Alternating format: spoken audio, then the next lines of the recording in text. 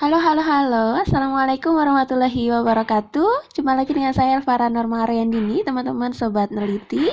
Kali ini saya akan menyajikan salah satu video yang cukup menarik, bahkan sangat menarik, karena di sini kita akan mengetahui apa sih sebenarnya tips dari Ustadz Hadi Hidayat untuk teman-teman yang akan menuju ke sidang skripsi. Nah, biar nggak deg-degan, biar sidangnya lancar, biar pembimbingnya itu tunduk ya, tunduk dalam istilah tidak tanya yang macam-macam, tidak menjatuhkan teman-teman gitu ya. Kalaupun ada diskusi, ada debat di situ, tapi teman-teman bisa mengatasinya dengan baik gitu ya.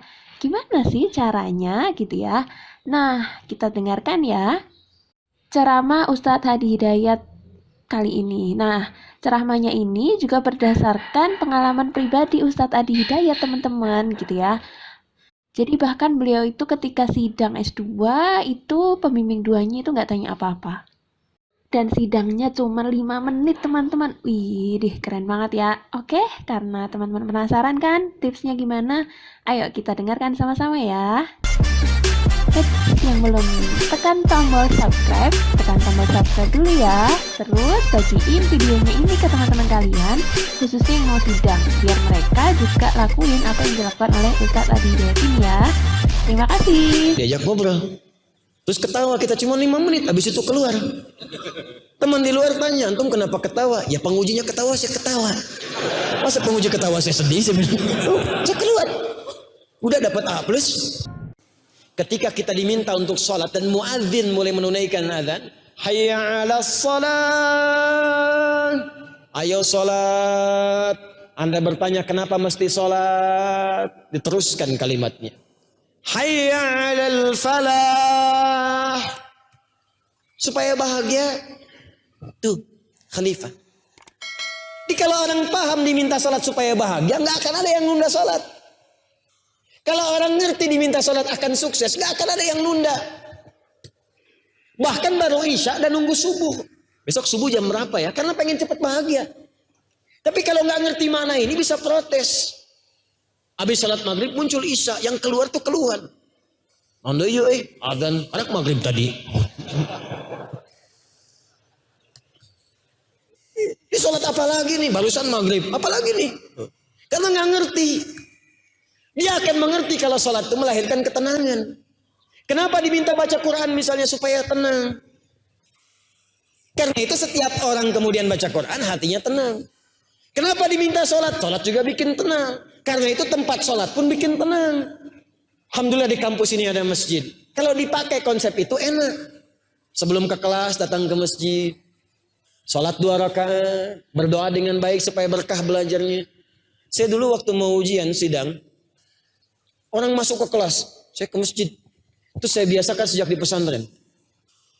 Saya sudah mulai itu, orang ujian ke kelas, saya ke masjid. Apa yang dikerjakan di masjid? Sholat, baca, belajar.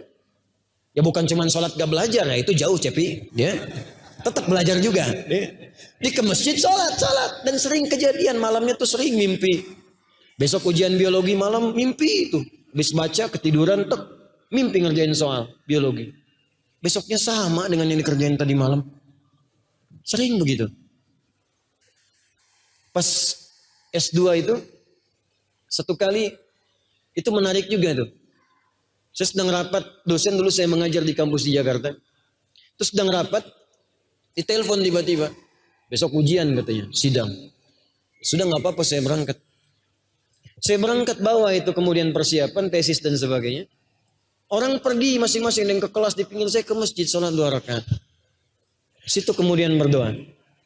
Minta keberkahan, minta ketenangan datang. Masuk kemudian ke ruang ujian. Apa yang kita bawa? Aura masjid, tenang. Bukan aura kegelisahan akan sidang. Bawa aja tenang, masuk situ, ditanya. Ma ma'na minhaj? Tesis saya manhaj Ibnu Aqil fi syarah Alfiyah Ibnu Malik. Metodologi Ibnu Aqil dalam menjelaskan Alfiyah Ibnu Malik. Ditanya ma ma'na minhaj, penguji profesor nanya. Saya bilang, Prof itu bukan minhaj, manhaj. Kalau minhaj begini, kalau manhaj begini. Apa Anda hafal Al-Quran? Mau pakai riwayat apa? Saya bilang. Apa Anda hafal Alfiyah? Sedikit, cuman di bab mana mau tanya. Ada pertanyaan lagi? Tidak. Penguji kedua? Tidak cukup. Penguji ketiga, Anda dulu belajar di mana? Diajak ngobrol. Terus ketawa, kita cuma 5 menit, habis itu keluar. Teman di luar tanya, antum kenapa ketawa? Ya pengujinya ketawa, saya ketawa. Masa penguji ketawa saya sedih? Saya bilang, saya keluar. Udah dapat A+. Modal cuma ke masjid aja, sholat. Yang dibawa ketenangan, tenang, enak. Sholat tuh bikin tenang, makanya tempatnya pun bikin tenang. Beda antum masuk masjid dengan masuk kelas. Beda masuk masjid dengan masuk rumah. Karena itu para pedagang dulu, pebisnis dulu, pengusaha dulu di masa Nabi, sebelum berangkat dimulai dari masjid, pulang kantor ke masjid dulu. Pulang kebun ke masjid dulu. Pulang dagang ke masjid dulu. Berangkat minta taufik dari Allah supaya kemudahan dalam bekerja. Pulang dari pekerjaan, minta kemudahan kepada Allah dan rahmatnya supaya berkah hasil kerjanya. Makanya pulang ke rumah yang dibawa bukan aula kantor. Bukan aura kebun, bukan aura kemacetan, aura masjid. Orang rumah mendapatkan haknya dari suami, haknya dari ayah pada anak yang sudah menunggu lama itu. Di pulang-pulang itu tenang. Di kadang-kadang di kantor ada masalah, di kampus ada masalah, di jalan macet. Pulang ke rumah, anak sudah menunggu-nunggu tidak mendapatkan haknya. Yang bikin capek di jalan, yang ngelaksonin itu yang bikin amarah, yang kena amarah anak-anak di rumah. Bapak, diam kamu. Huh? Kenapa sih? Kamu lagi ikut-ikutan? Huh? Pintu kena. Apa salahnya pintu? Jebak. Tuh. Tapi kalau ke masjid kan beda. Makanya masjid itu bikin tenang. Quran surah kedua ayat 125. Wa iz ja'alna al-baita mathabatan lin-nasi wa amna. Ketika kami jadikan kata Allah Ka'bah dan turunannya. Turunan Ka'bah itu masjid. Makanya salat di masjid. Menghadap ke kiblat Ka'bah, tempat yang paling menenangkan di bumi dan pusat spiritual kehidupan manusia. Puncaknya Ka'bah, makanya sedalam apapun punya masalah, sekuat apapun kalau di depan Ka'bah itu Allah tenang. Tiba-tiba nangis, beban hilang aja. Walaupun solusi belum datang, tenang. Saya berdoa mudah-mudahan yang belum pernah berada dekat Ka'bah, insya Allah disegerakan insya Allah. Ya. Tidak cukup dengan amin, nabung. Ya nabung dari sekarang.